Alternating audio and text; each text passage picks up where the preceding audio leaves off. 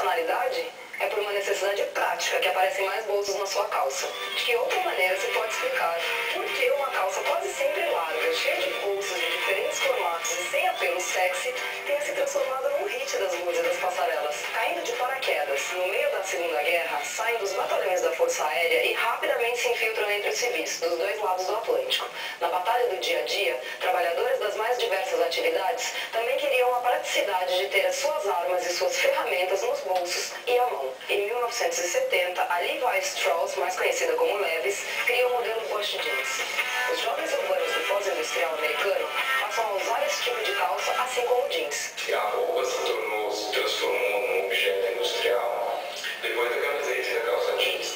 A indústria do jeans e a indústria da camiseta, que bombou mesmo depois dos anos 70, criou todo um repertório industrial que transformou a moda num produto industrial. Era como um grito socialista hippie contra as imposições estéticas do capitalismo consumista. Engraçado, o manifesto anti-moda acabou virando moda. O jeans evoluiu e hoje pode ser encontrado nas melhores casas do ramo, a preços que variam de 30 a 3 mil dólares. Outro item militar funcional, obviamente, é a camuflagem.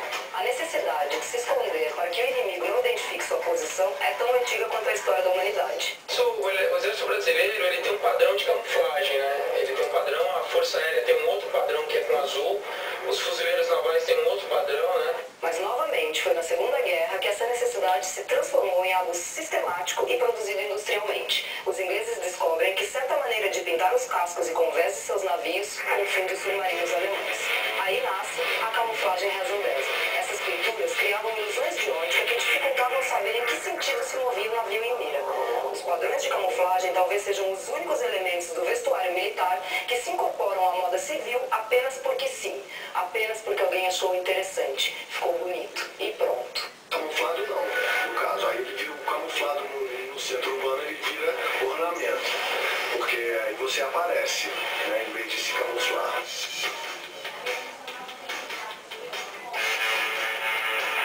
Nos mais variados tons, as estampas camuflage passam a frequentar as passarelas de todo o planeta.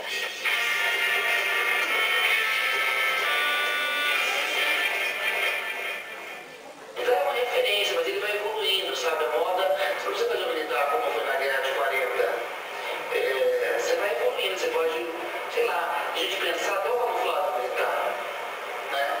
E aí você pode fazer um camuflado pop, como fez a Noel.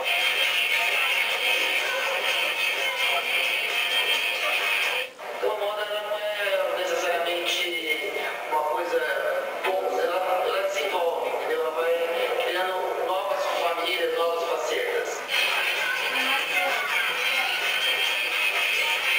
Alguém poderia até considerar isso um certo deboche do mundo supostamente frívolo da moda. Num ato antibelicista, ela rouba o que é militar, transformando em trivial, cotidiano e essencialmente pacífico aquilo que se usa na guerra. Os punks, eles usam muita coisa de camuflado. Que aí é coisa porque teve uma miscelânea, todo mundo acabou pegando, mas até os hippies mesmo usaram muita roupa militar e pra tirar sarro, falando que aquilo era uma coisa contestadora, não pra usar aquilo, usar em nome da paz. Essa vertente mais hedonista da assimilação do look militar é quase explícita em Top Gun, filme que nos anos 80 destruiu corações de milhões de meninas e se perpetuou como um cult da comunidade gay.